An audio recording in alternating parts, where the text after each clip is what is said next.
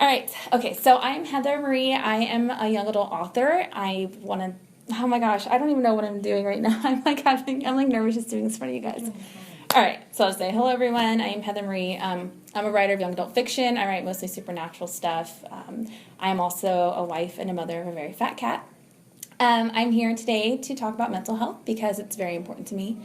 I really feel that it's beneficial in recovery to talk about it, which is why I am here today.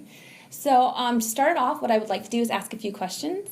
Can I get a round of hands to say basically how many of you have ever felt really happy before? How many of you have ever felt really sad? How many of you have ever felt alone?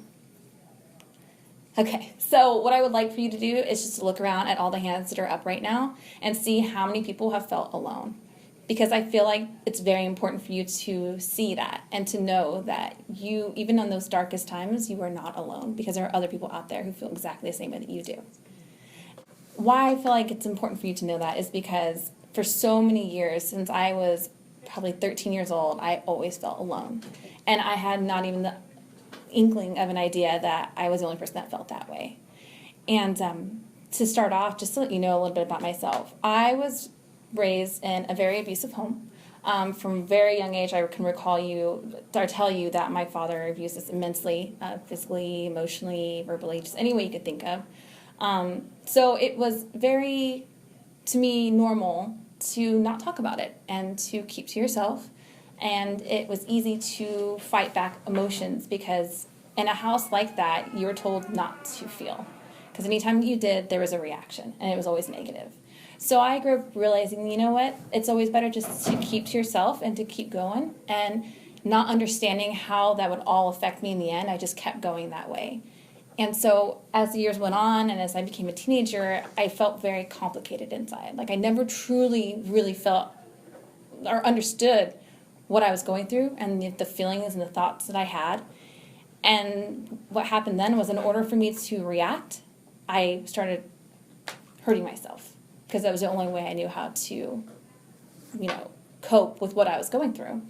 So it went, for a very long time in high school. Starting from junior high to high school, it was just nothing but nonstop, self-harm and, doing things I shouldn't have been doing, like, with, drinking too much, doing things that really children shouldn't even be thinking about.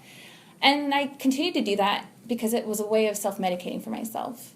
And I realize now how sad that is to think that that was the only way that I could cope. But in truth, that was the only way. And what happened eventually was that my father, the one who abused me immensely, told me that I needed help.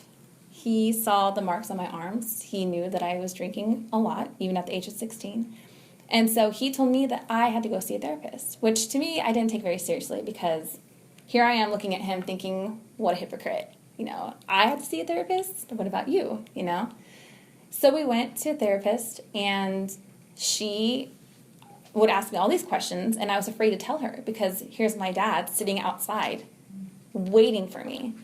And the thing was, is I'm sitting there with this clipboard in my hand, and it's telling me, have you ever wanted to kill yourself? Have you ever hurt yourself? And even though he knew about the self-harm, he didn't know I wanted to kill myself. Like, he had no idea that I had so many thoughts of just ending my life numerous times. And here he is staring at me over my shoulder, just like, well, are you going to answer the questions? Are you going to, what are you going to write? And I'm thinking, I can't answer these truthfully. And if I can't be truthful, how am I ever going to get help? And so I lied and said no, and I went in that room, and she asked me all these questions, and I just told her what she wanted to hear. And in the whole time in my head, I'm thinking, like, God, I just wish I could tell her everything. Like, I want to tell her everything I possibly could because I wanted her to do something to get me away from that house. And so it went like that for a few sessions until finally she just looked at me and she just said, do you really think you need to be here? And I said, no. And I felt like I answered that truthfully because I really felt like he, my father, was the one that needed to be there, not me. And I think she knew that I wasn't answering truthfully because of him. And so she finally just released me and said, you know what? If you don't feel like you need it, I don't think you do either. And I don't feel like she was trying to turn me away, but I think she was also, I realized down the road that I think she was trying to say that she knew that there was something going on, but there was nothing she could do because I couldn't tell her. So as the years went on, I finally got away from my father after graduating. But the problem with that is that I still didn't know how to cope properly. So even though I found music and I found friends that distracted me from the reality of everything, I still went into my 20s just completely unsure of myself, completely unsure of what I was supposed to do with all these emotions that I had. And so finally I went back to a therapist as an adult and just said, I could finally talk about it. I could finally tell someone. By that point, though, she only had one answer for me, and it was medication. I was terrified because I had never taken medication like that before. And the issue also is that I didn't know how I was supposed to feel happy, that when she gave me medication, and I didn't realize whether I was feeling happy or sad or whatever. I didn't notice until much later that I was feeling worse. And, on the prescription bottles, they tell you, or even the doctors tell you, if anything changes, if you feel like you're suicidal or anything like that, you have to tell us. I was so used to feeling that way, I just kept taking them. And so eventually it went so bad that I was so suicidal that I knew something was wrong. And luckily I had some friends who noticed, and they helped me wean myself off, which I would never recommend someone do. I would recommend doing it under the care of a physician. But at the time, my friends were there for me to help me get through what I needed to get through to get rid of the medication out of my body. And I feel like being able to have those friends and those people by your side to say, please talk to us and tell us what's wrong. Please let us help you. And for the first time, I actually let them. And I've never done that before. I've never let anybody help me. So they did. And even though it took a really long time and it took a lot of isolation on my part to just sit there and try to think of how I was supposed to change, how I was supposed to be this person everybody wanted me to be. And even though I went through some ups and downs and my friends coming and going because I wouldn't let them in, sometimes I'd let them in, sometimes I wouldn't. And knowing that they were there is what changed everything for me. Being able to find that one or two people in my life that I could tell everything to. And it's because of them that I finally went to a therapist yet again and said, please, no more medication. I want to be able to know what it means to be happy without having medication, because for me that was a part of my recovery.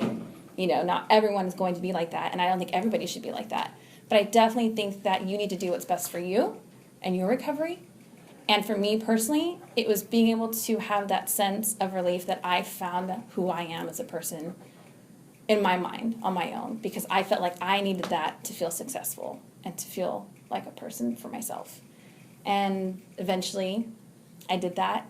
And I started reaching out more, and I started writing more, and I realized just how beautiful it can be to be able to talk and to be able to tell people how I felt without feeling like I was going to be yelled at or hit or things like that, and to know that there's so much hope and that there are people who will do anything in the world to get you to that hope. And that's why I feel like it's important for me to be here today with Stop Stigma Sacramento, and with people, nonprofits like To Write Love in Our Arms, and be able to be in that family of sorts, and being able to have that comfort and that support, and knowing that I can be here today speaking with you and telling you my story in hopes that you will share your own. Wow. How was that? I felt like my mouth was really dry. It wasn't very long, was it? 8 minutes, 35